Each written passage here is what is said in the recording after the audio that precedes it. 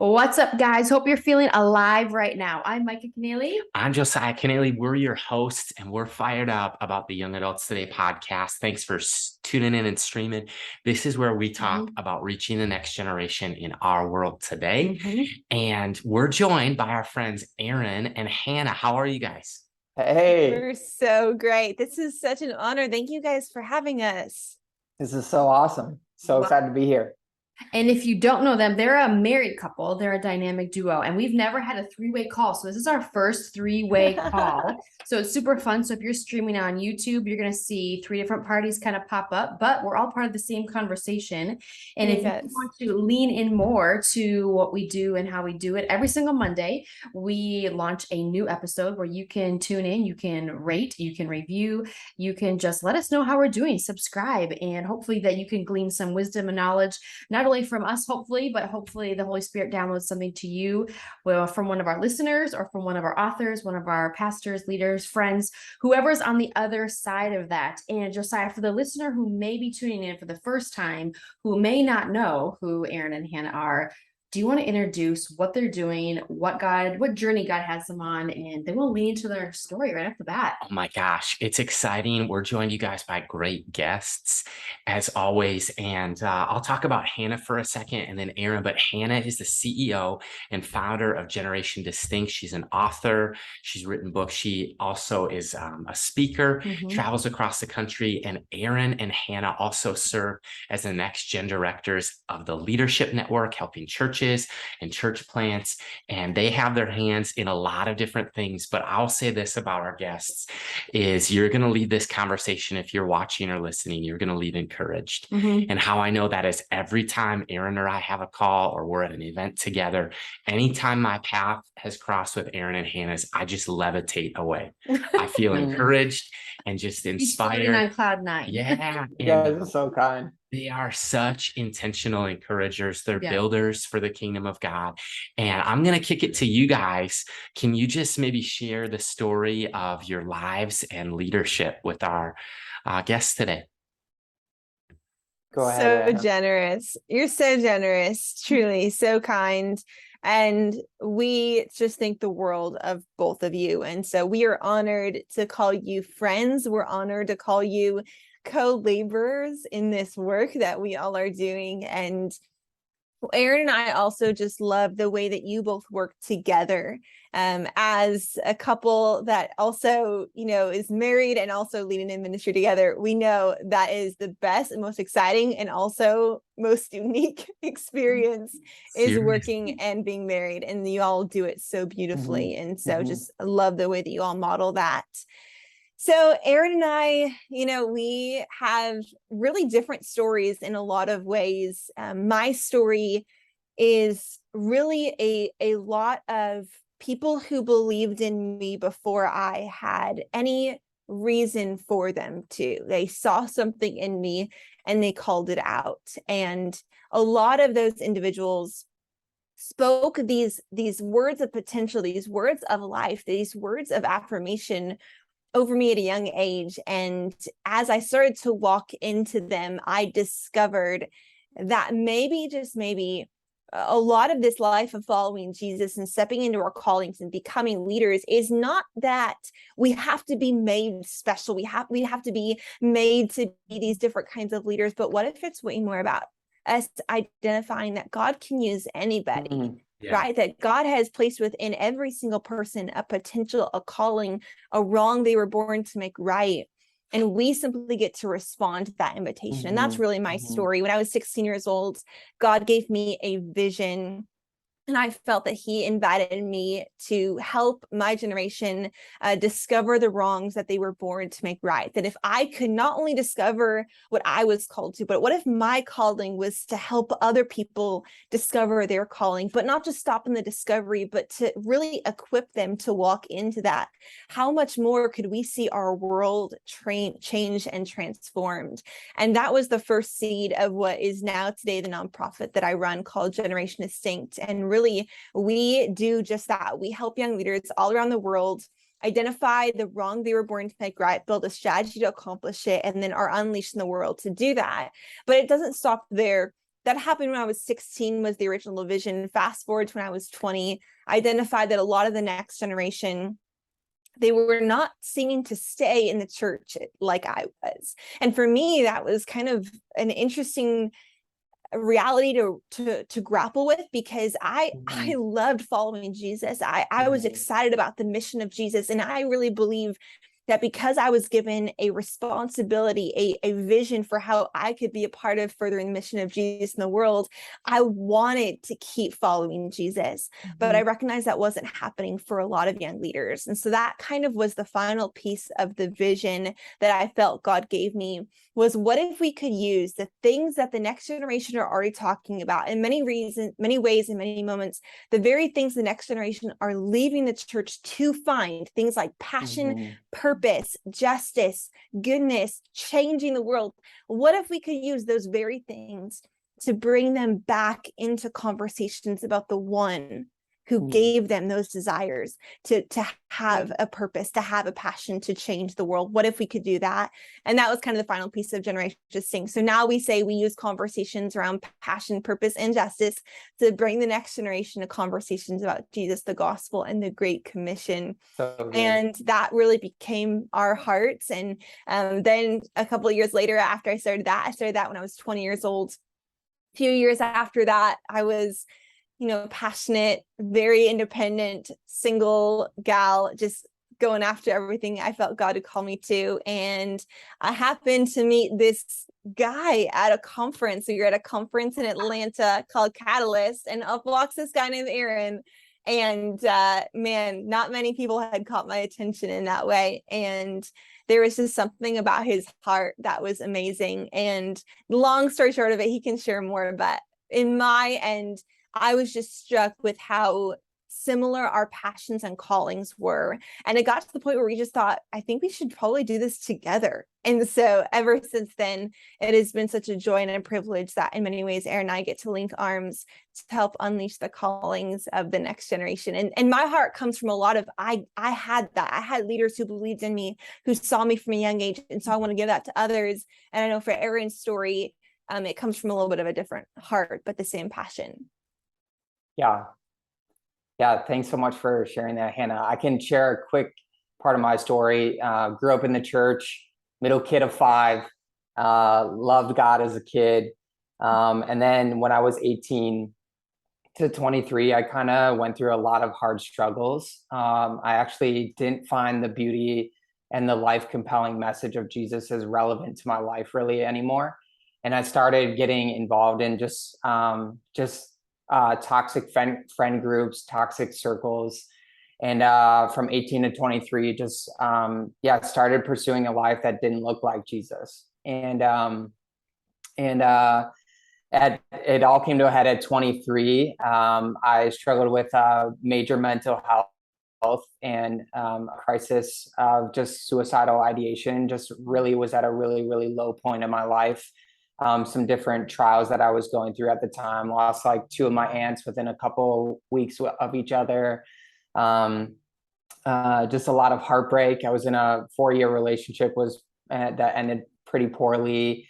And then just as a result, just crashed my car going, 70 miles an hour, flipped my car. It was a pretty tragic accident, just walked away from it. The cop was like, I don't even know how you're here, how you're even living today. And it was my aunt's car at the time, and it was a little bumper sticker at the back of my car. It said, life is short, pray hard, there's a God. And it was just like this immediate moment of just like, okay, I think God was getting my attention here. Long story short, just couldn't play football, put a lot of identity in football at the time, and moved down to South Carolina, got involved in a young adults community. And I grew up in a very structured, I grew up fundamental Baptist and whatnot. And so just Jesus was packaged a little bit differently. And so when I went down to this young adult community, I was just kind of, in shock around just the authenticity of people, the passionate worship for Jesus, the culture of humility, the culture of just like really trying to get to know who people were and through their struggles and their pain. And the only way to really describe my life at the time was like if someone picked up a vase and just dropped it, and I was over here just trying to put it back together. And so, at 23, I walked up to this front row at a young adult community. It was my 4th week. And I was like, all right, God, if you really exist, I'm going to walk up to that front row and worship as if you do. And so just was wrecked with God's presence. And ever since then became a raging evangelist, just love God, love people, trying to call the greatness out of people, trying to really connect. I feel like that one thing I really care about is to desperately connect with other people. Yeah. And my dad taught me as a kid, like, live your life with your eyes wide open, because there's people hurting all around you. Right. And so I try to put that into practice every day of, hey, what is someone going through today? How can I make their day better? How can I call greatness out of someone? Because they're always built for something next. And so where they are is not where they're going to be. And so there's always more to the story. And so that's a little bit about Aaron Barnett. So. That's so good. You guys, thank you for sharing your story. And I think you connect with a lot of our listeners. And even if they're not in leadership or doing similar things to what maybe some of us are doing here right now, but they do have a heart for Christ. They do have a story. They do come from different backgrounds. They have different exposures through different packages of how they received Christ, like how God was packaged or Jesus was packaged for them. And I just think that that's a great reminder just to lean into everybody has a story. And every single one of us has a calling, and we get a call to greatness in each other as Christ followers, and not just from a platform or a stage, but even our friendships and our relationships. Right. And I just think it's so fun. And we're going to do, I'm going to have Hannah answer one question. And I think Josiah has one for Aaron. But Hannah, I'd just be so curious to see, like, what do you wish that every young adult knew about Jesus and the church? Like, what do you wish that they knew right off the bat? Micah, I'm so grateful that I get to share this, because I believe this is what I was created for, is to speak this message. And that is that I truly do believe, to the very core of who I am, that within every single human being, that there is a wrong that they were born to make right. I have this vision that I felt God give me a couple of years ago, and I always go back to it. And I'm not going to say it's exactly how the world started, but it's almost this gift to me of this picture of God's intentionality over his children. I have this vision that before the world ever came to be, that God the Father, God the Spirit, and God the Son are all sitting around this table. And I'm just picturing it. They're somewhere up in heaven, and they're having a great time. And next to them is this huge whiteboard. And I picture that one by one, they go through every single name of every single child that they would create, that would one day inhabit this earth that they are building. And as they write the name on the whiteboard, I picture them smiling, reflecting on something unique and beautiful and quirky about the personality that individual is going to have, the stories they know they're going to experience, the people they know they're going to touch. And I picture them putting them all up on this whiteboard, and then they start connecting them with these arrows and circles and lines. And all of a sudden, what was once just a list of names is now a web of impact. And one story is not just a story, but rather it's the name of a person who will one day impact one person, who will impact another person, who will impact another person, who will impact another person. And in this moment where I'm picturing them all standing back and looking at this web of story and impact and legacy, it just reminds me, it's this visual picture for me that there is not a last minute addition in this world. There is not one person who is an extra piece or just slipped on in or was an accident, but every single person from the very beginning of time was known, was expected, was foretold, was planned for, and there is a purpose for every single person's life. And it's not a purpose of just existing. It's not a purpose of just being happy or just finding the perfectly balanced life, but rather it's this life of purpose, that all the things that you dream of, if you're a young person listening to this, if you're dreaming of changing the world, if you're longing to make an impact, if you have these visions of how you can have a life larger than yourself, the reason that you have those is not because the world's telling you to have that. It's because there's a God who created you for that. Right. It's because deep within you, that is written on your heart and your soul. It's part of your DNA and your infrastructure. And so I just want to encourage every young person watching this right now, listening to this. There is a wrong you were born to make right. And it's not a threat to your relationship with Jesus. If you want to pursue that and find your purpose and change the world, rather, that will bring you into experiencing more depth in your relationship with Jesus than ever before. That's so good. You are not forgotten. That's what keeps coming to my mind. Like, yeah, come on. Exactly what Hannah was talking about. Like, you are not forgotten. And That's you right.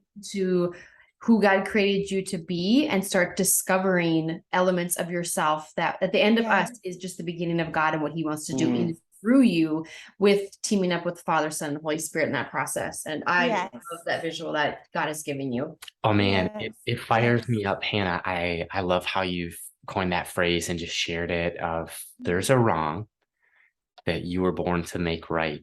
And that's so important for the next generation that, you know, even Dr. James Chung, he with InterVarsity, he said that at the core of every generation, there's a question. And for back in the day, there was like boomers, and their question was like, what is true?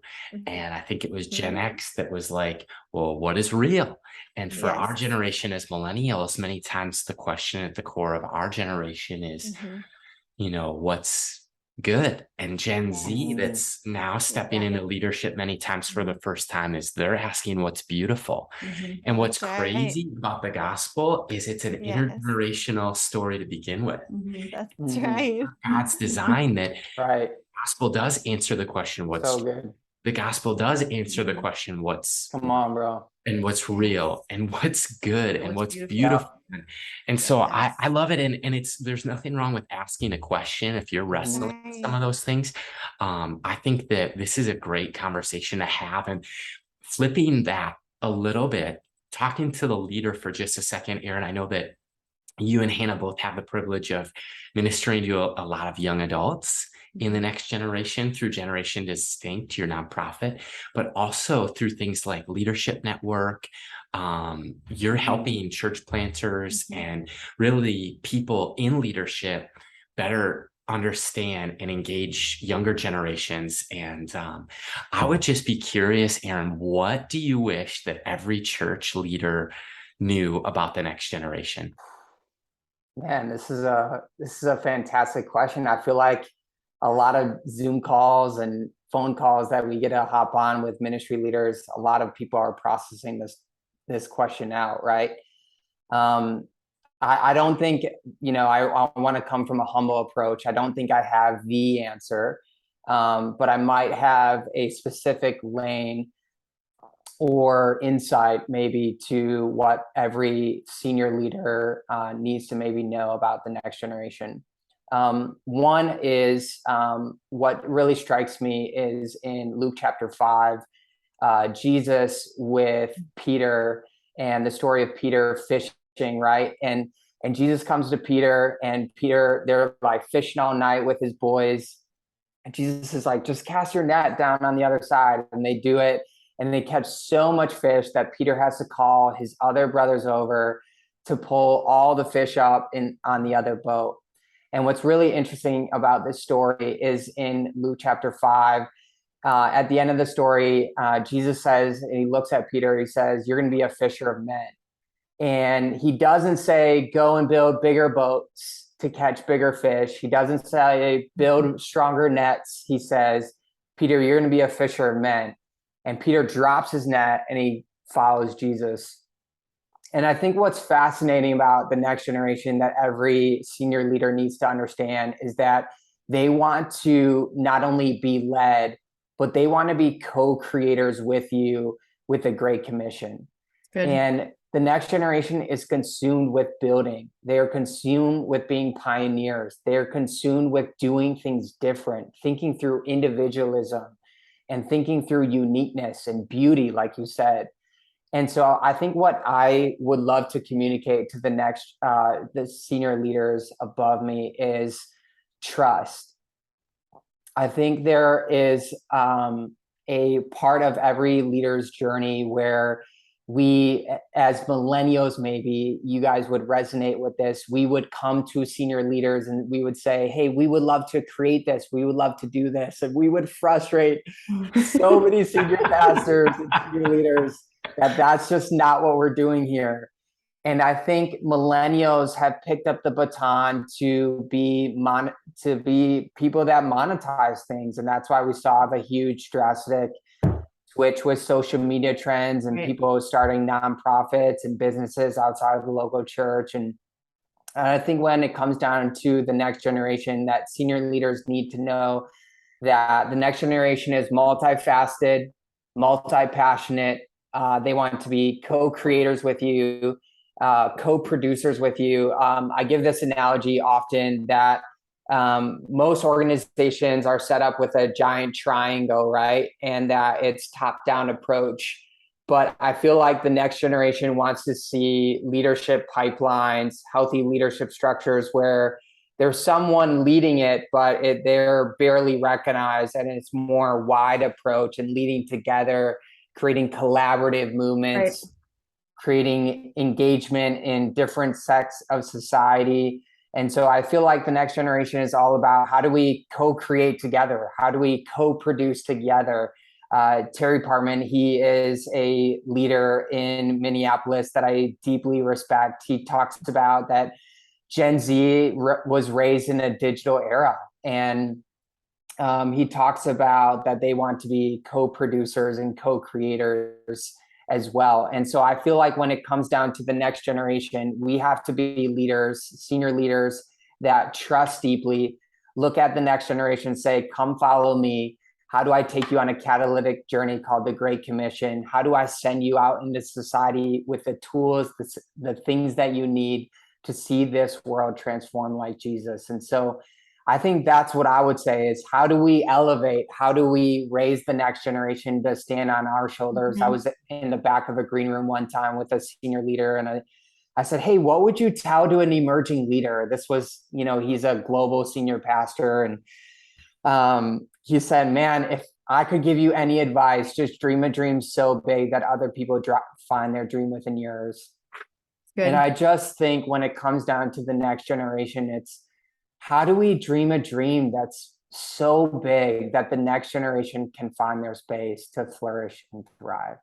That's so good. Aaron, I think that's a great question and a great canvas that we get to be a part of the story. Like, I feel like it's a blank canvas. Yes. We get to start leading into the Holy Spirit and to see what he wants to do. And we need to be leaders and people of prayer, but also people of giving others opportunity, handing the baton, putting them on our shoulders, coming alongside, linking arms, allowing them to fail. Like, you have an idea, okay, we'll give it a whirl. And if we flop on our faces, well, we tried it and we did it together. We're going to get back up and figure something else out, because something's not going to stick forever, no matter what it is. It's a fad, it's a phase, it's a trend, it's whatever. It's yesterday's old news, but souls are still getting saved in the process, even when ministry may not have been done the best, because the word does not come back void. It's good. Right. And, so I just think that's just super fun to recognize, like, you know what? God doesn't need me, but if he can use a donkey, he can use me, So I just think that's super fun. Oh my gosh, to recognize those things. And we're going to unpack the final 5 questions. We're going to give you each 30 seconds because there's 2 of you. Let's go. Are you ready for the 5 in 5? So we have 5 minutes. Let's do it. We'll do ladies first, and then we'll kind of ping between you two. How's that? So I'll kick off question 1. Hannah will answer first, and then Aaron, you chime in. But Hannah, what is something that you're into right now as a fun hobby outside of ministry? Snowboarding. It's summer, so we're missing it. But Aaron and I love snowboarding. Last year, we invested all of our like extra fun hobby money in getting all new gear. And so we're so excited for winter to come back, strangely enough, living up in the north, so we can snowboard more. That's good. All right, Aaron, Yes. what's your answer? Yeah, I have this very unique, fun hobby. I grew up create in creative spaces, and so I love to design shoes. Learning even more about the design process, just thinking through like where can I take shoe design to next levels, and so I love designing shoes. So That's fun. something I'm That's a into. fun fact. Yeah, it is. And I've seen some of them on Aaron Barnett's is good. Instagram. He has designed some really cool Air Force Ones, some just Oh, yes. Amazing. yeah, next level shoes for sure. They're What, fire. what about, so we're in Minneapolis, you guys are in Chicago at the moment. Do you guys have a favorite sports team, each of you? Yes. Yeah. Yes. So this is funny. I'm a big Chicago Cubs fan. I mean, you have to be. It's iconic. It's so fun. And we live really close to Wrigley Field. So Aaron and I can bike to the field, and it's just the best environment. We love it over there. So I'm a Cubs fan. But my dad is from Ohio. And so we were raised with some Ohio sports and some Chicago sports. And so I'm also an Ohio State Buckeye fan. So I love Right. college football. So that's my college football team of choice. Love it. Yeah, I would say, sad to say, but I live in Chicago, but go Pack. And I think the Packers maybe beat the Bears this last week. Oh my goodness. Stop. Stop. Yeah, That was I a love the painful Packers. moment. I'm a Micah, are huge you a Packer fan. Packers fan? I am. So we are divided Packers and Vikings fans. Yes. So I'm- you get it. Oh yeah, You well, I'm get from North it. Dakota, so we didn't even have a state to choose from. Like, there's no state, there's no representation from our state of North Dakota. So I jumped on the cheesehead wagon back in 4th grade. So I love it. that's where it all Wow. started. Yeah. But here's the curveball. Speaking of baseball, ladies and gentlemen, if you guys could ask us one question, what would you ask us today? Maybe Hannah, you want to ask me one, and Aaron, you want to ask Josiah. We'll mix it up. That's It's gonna be really different. How's great. that? Okay, this is the question I would ask. We're a couple that do ministry together. You're a couple that do ministry together. But not everyone, people can see it from the outside and think, oh, it's just natural, it's just easy. What's the biggest lesson you have learned about working well together while being married? Oh man. I think empower the other one to function in Yes. their gift and their skill sets. Because when I'm Mhm. weak and what I do not enjoy, Josiah thrives in, and vice versa. Mhm. And he's a Yes. words of affirmation person. So I realize, like, even in the workforce, even in our marriage, if I'm not affirming him through the production Mhm. side of whatever's coming out, like through words of affirmation, I can Wow. see him be like deflate throughout the Yes. day or throughout the project, Mhm. the season that we're in. So just allowing him to do what he's called to do within the ministry lane that we're discovering together. That's And so when good. we do that, I think we in our hearts, the ministry, our family, our children, we're more in cadence with each other. So like kind of on a Yes. tandem bike where I'm not slamming on the brakes or expecting him to function one way and I'm functioning Mhm. another. Like Yes. learning how to empower each other in our skill sets and not apologizing for who we're not in the process, because there's so much to do. So it's like, who can we empower outside of us that wants to come along? Like we talked about the greater Yes. picture of things. So I think that's what I've learned, and to love them in the process of not Mhm. understanding, or having them discover, so it's like, you know what? Yes. I don't need to hold on to anybody's reins. Like, Yes. I love That's it. That's a great so question. good, Micah. I love that. Taking Yeah. notes.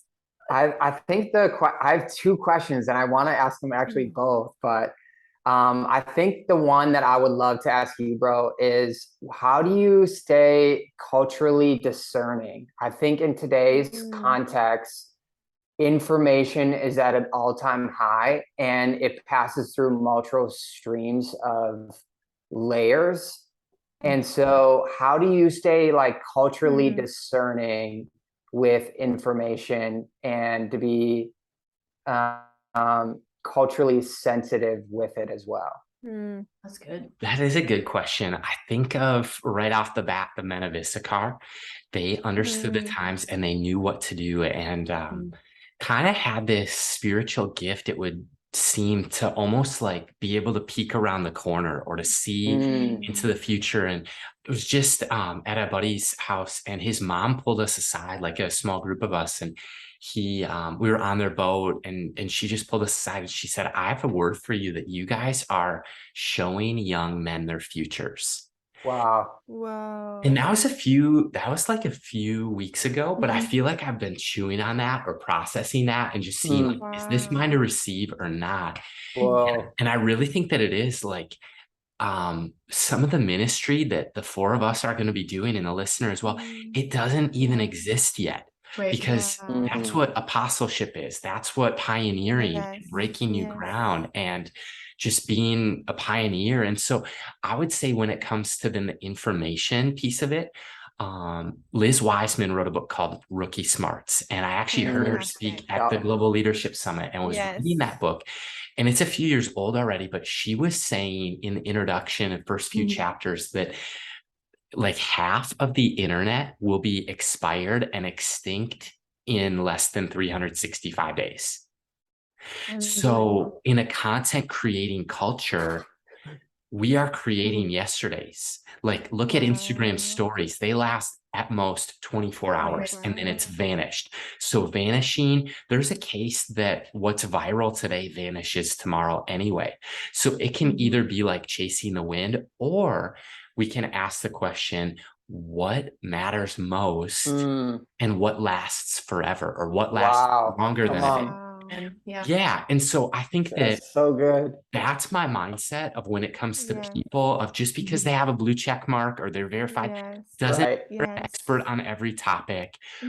I would just say, when it comes to information, what matters most and what is going to last forever. That's great. Fantastic. Wow. This is fun. I'm because taking notes. No, this is fun because for me, we never know what's going to come. So it keeps me on That's my such a toes. great idea. I love that. We might have Yeah, to do that's that for our great. show. That's some good wisdom right there. Okay. I'm kidding. What lasts For the forever. Barnetts. Question 4. I know that you guys love to travel, and Yes. you could go, let's say next year, 2023, that one place that you haven't traveled yet.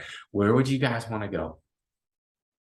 Where We're would we both want to? city people. We both really love cities. So there's so many cities you want to see. I've been to London, but I really want to go back with Aaron because he would love it. I was there for one day by myself, but just the culture, the fashion, the pace, the architecture, the aura of London, Aaron would just love it. So I would love to go back and take him with me. Oh, there you go. Yeah, I think a cool place I've always had on my bucket list is to see the lavender fields of Scotland. I know that sounds like wild, but I heard the smell and the aroma of lavender is just unbelievable, and it's just like so beautiful. And so I would love it to go and check that place out one day. I love it. That's so good. Last and final question. If you could leave the listener with one piece of encouragement, what would you want to say to them today? Go ahead, Hannah. I would say that you are worthy of being believed in. And it's not because of anything that you're going to do or anything that you can earn or anything that you could accomplish, but rather, I believe because you carry the image of God in you, that you are fully capable of saying yes to the call of God on your life. And if you have no one else in your life that has told you this, listener, then I believe in you. And even if I don't know you, I know the image of God in you. I know that he's created you. I know that he has a purpose for you. And so I believe in what God has called you to. And I believe that he can give you the power and the strength to walk into it. That's so good. All right. Yeah, it's so good. I would say your pain is your purpose. I think we were meant to connect with people. And I think that vulnerability is a strength. And I think we as leaders and young people are maybe depleted, and we just need to be known and seen. And I think pain can be your purpose. So how do you channel your pain to connect with people, to have deep level conversations with people, with instead of keeping surface conversations around Mhm. how are you, what do you do, how do you get to that third level conversations around where do you struggle the most, like, Yes. and figuring out how to connect with people through pain. And so I would say channel your pain, because it can That's lead to good. great connections. So Yes. Amazing. You guys, what an invigorating conversation. I'm fired up. And I know that you guys are just leading the way in so many ways, reaching the next Mhm. generation and equipping others to do the same. And so, Hannah, Aaron, we love you guys. And we love thank you. for your time today. You're Such an so good. honor. Thanks so much We for having us. appreciate you both so much. Thanks for leading the way in so many ways. Absolutely. You bet. Thank And you. if you're listening, you want to find out more about Generation Distinct, the Leadership Network, or Aaron and Hannah, we'll put some links in the show notes. And you can find out more on Instagram as well at youngadults.today. Until next time, this is Josiah Micah saying see you later.